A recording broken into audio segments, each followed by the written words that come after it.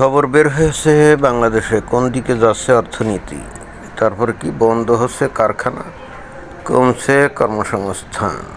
আচ্ছা আচ্ছা, তো কোন দিকে যাচ্ছে অর্থনীতি এটাই তো বুঝলাম না। আমার তো কেন জানি মনে হচ্ছে বাংলাদেশের অর্থনীতি তো ভালো দিকেই যাচ্ছে, অন্তত অ্যাটলিস্ট বাংলাদেশে তৌহিদি জনতা মমিন মুসলমান যাতে করে ভবিষ্যতে অর্থাৎ ওই যে কিয়ামতের মাঠে হাজির হয়ে অ্যাটলিস্ট বলতে পারবে যে দেখো দেখো, আমরা মানে আল্লাহকে বলবে যে হে আল্লাহ দেখো, আমরা কিন্তু বাংলাদেশে তোমার বিধান চালু করার জন্য সংগ্রাম করেছি এবং এই হেতু বাংলাদেশে ওই যে তাগুরি বিধানকে আমরা উচ্ছেদ করে দিয়ে আমরা কিন্তু খাঁটি ইসলাম কায়েম করেছি। আমার তো মনে হয় যে ঘটনাটা তো এদিকেই ঘটতে যাচ্ছে। তো যাই হোক, আসলে এখানে এই যে সচিত্র প্রতিবেদন সহ একটা খবর দিয়েছে এই বাংলাদেশের অর্থনীতি নাকি খুবই খারাপ একটা অবস্থা। তো আমরা খবরটা একটু শুনি। অর্থনীতির মন্দাভাবে সবচেয়ে বেশি আক্রান্ত বেসরকারি খাত। গত ১.৫ বছরে গাজীপুর ও সাভার শিল্পাঞ্চলে বন্ধ হয়েছে প্রায় ৩০০ কারখানা। এই সমস্ত যে শিল্প অঞ্চলে যে এই ৩০০ কারখানা বন্ধ হয়েছে, বিষয়টা আসলে আমার কাছে ওরকম মনে হয় না। এইটা আসলে মেটিকুলাস ডিজাইন করে বন্ধ করা হয়েছে। এবং এর কারণটা কি? কারণটা হচ্ছে যে এই সমস্ত কলকারখানা মোর দ্যান 90% যারা কর্মী তারা হলো নারী। দেখুন, বাংলাদেশ হলো মোর দ্যান 90% মুমিন মুসলমানের দেশ এবং আগামীতে যে ইলেকশন হতে যাচ্ছে সেখানে আমরা ধরে নিতে পারি যে ইসলামী দলগুলোই ক্ষমতা আসবে এবং ইসলামী শাসন চালু করবে।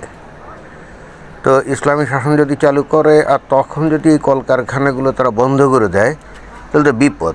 এবং কেন বন্ধ করে দেয় কথাটা বললাম, কারণ ইসলাম অনুযায়ী নারীরা ঘরের বাইরে গিয়ে কাজ করতে পারে না, এটাই নিয়ম। ওই যে অনেকে রসালোভাবে বলে না যে কি না না না পর্দা করে তারা কাজ করতে যেতে পারে, জি না, এটা একেবারে কোয়াইট ইম্পসিবল। এগুলো হলো মানে মন গড়া বানোয়াট রসালো কথাবার্তা। তো ক্ষমতায় যাওয়ার আগেই এমন প্ল্যান প্রোগ্রামে বাংলাদেশে করা হচ্ছে যাতে আগেই এগুলো বন্ধ হয়ে যায় এবং নারীরা যাতে কাজটা হারিয়ে ঘরের মধ্যে বসে থাকে। আর পরবর্তীতে ইসলামী দলগুলো ক্ষমতা আসলে পরে যেহেতু তারা নারীদেরকে তো কাজ টাজ করতে যাইতে দিবে না, তাই না? তো ধামাধাম যদি বন্ধ করে দিত তারা, তাহলে তাদের একটা বদনাম হতো না। জনগণ হয়তো তাদের উপর একটু অখুশি হয়ে যেত। কারণ আর যাই হোক তাই হোক, জনগণ তো এখন ইসলাম অতটা বুঝে না। তারা যদিও ধর্মোন্মাদ, কিন্তু ইসলাম আসলে অতটা বুঝে না। অনেকের বাড়ির লোকজন, অনেক গরিব পরিবারের মেয়ে হয়তো এই সমস্ত কলকারখানায় চাকরি বাকরি করে, আয় উপার্জন করে, বাড়িতে টাকা টুকা পাঠায়, তারা তো ভালোই থাকে। তারাও কিন্তু প্রচণ্ড রকমভাবে ধার্মিক এবং ধর্মোন্মাদ, কিন্তু তারপরে যে নগদ টাকা টুকা পায় তাতে করে আপাতত ভুলে যায় যে নারীদের কাজকর্ম করা নিষেধ, অর্থাৎ আত্মভোলা আকারে থাকে। তো এখন পরবর্তীতে ওই যে ইসলামী দল ক্ষমতা আসলে ধামধাম করে এই কলকারখানা বন্ধ করে দিলে এই যে টাকা পয়সা পাওয়াগুলো বন্ধ হয়ে যেত না, তো তারা তাহলে ইসলামী দলের প্রতি ক্ষিপ্ত হতে পারতো। এই জন্যই বস্তুত এই ক্ষমতা আসার আগেই এগুলো ম্যাটিকুলাসলি ডিজাইন করে বন্ধ করে দেওয়া হচ্ছে যে কোনো দোষ যেন ইসলামী দলগুলোর ওপরে না বর্তায়। সঙ্গে জ্বালানি সংকটে অনেক কারখানার উৎপাদন নেমে এসেছে অর্ধেকে। ব্যবসায়ীরা বলছেন বিনিয়োগের চেয়ে এখন টিকে থাকা লড়াই করছেন বেশি। ব্যবসায়ীরা কি টিকে থাকতে চাচ্ছে? এরাই যে শিল্প কলকারখানা বানাবে, আবার নিজেরাই ইসলাম করবে, ইসলামকে একমাত্র খাঁটি শ্রেষ্ঠ ধর্ম বলবে যে ইসলাম একমাত্র খাঁটি সত্য ধর্ম। আবার ওদিকে মিল কলকারখানা তৈরি করে ইসলামের বিরুদ্ধ যে কর্মকাণ্ড হারাম কাজ করাবে, সেটা কি ওই যে নারীদেরকে সেখানে চাকরি বাকরি দিবে, তাই না? তো এইটা তো হয় না।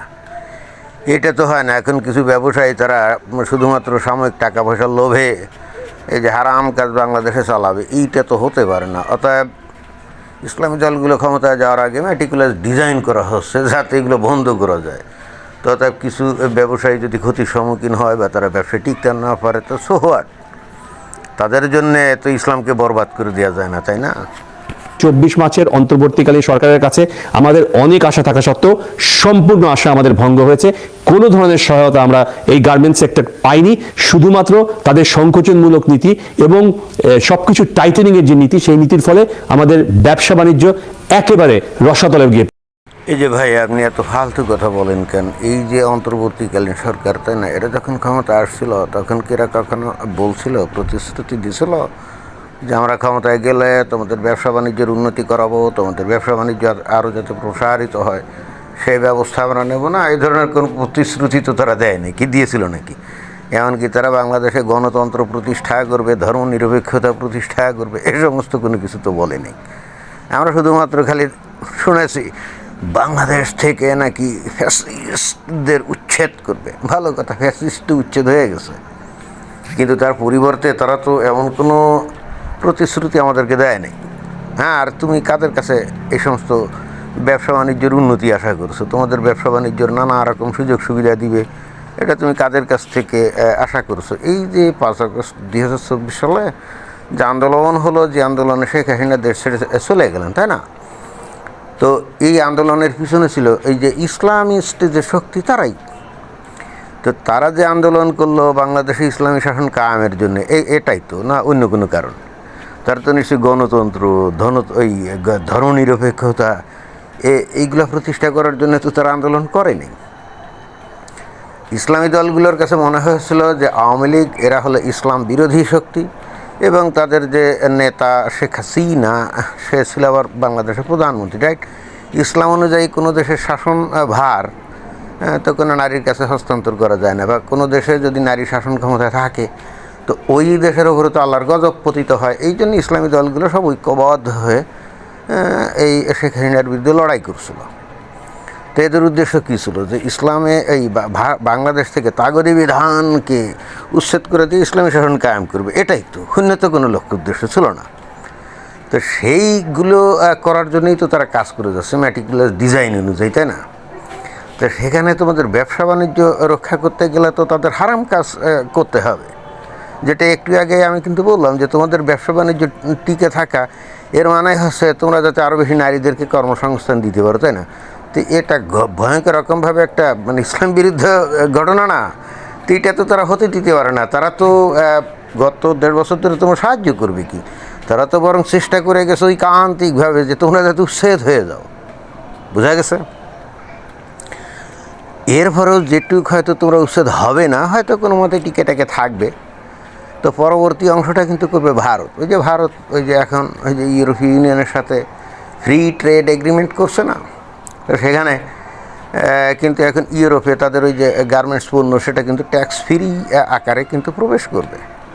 আর যখনই সেই কাজটা শুরু হবে তখন তোমাদের বাকি ব্যবসাও পুরো লাঠে উঠবে, এবং এগুলো থাকবে না। কারণ ভারতও চায়, যেহেতু বাংলাদেশের মানুষ ভারতকে ঘৃণা করে, ভারতের লোকজন যেহেতু হিন্দু অর্থাৎ মুশরিক, এই জন্যে, এবং এই জন্যে বাংলাদেশের মানুষ কী করে, ওই প্রতিটা সময় ভারতের এগেনস্টে কি জিহাদ করবে বলে স্বপ্ন দেখে। তো এখন ভারতও চিন্তা করছে চোখে আওয়ামী লীগের সাথে তাদের একটু সম্পর্ক ভালো ছিল, তো ভারত বুঝে গেছে যে খুব সহসা আওয়ামী লীগের লোকজনকে অর্গানাইজ করাও সম্ভব না এবং তাদেরকে ক্ষমতা আনাও সম্ভব না।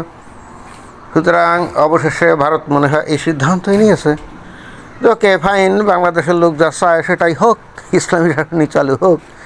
এবং ইসলামী শাসন কী, কাহাকে বলে, কত প্রকার, কী কী, এটা যাতে বাংলাদেশের মানুষকে ভালো করে উপলব্ধি করে। আমার ধারণা ওই ভারত এখন থেকে সেই পথেই হাঁটবে।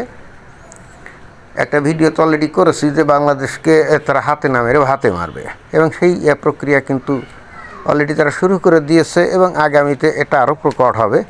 তোমরা যারা ব্যবসা বাণিজ্য করো, কলকারখানা আছে, এগুলো পারলে এগুলো বিক্রি টিক্রি করে দিয়ে হস্টাস করে আসো, তবা করে মাপটা চেয়ে এসে ঘরে বসে আল্লাহ বিল্লাহ করো, ওই তাবলিগে গিয়ে 40 দিনের চিল্লায় বেরো, মসজিদে পড়ে থাকো, ওটাই তোমাদের জায়গা।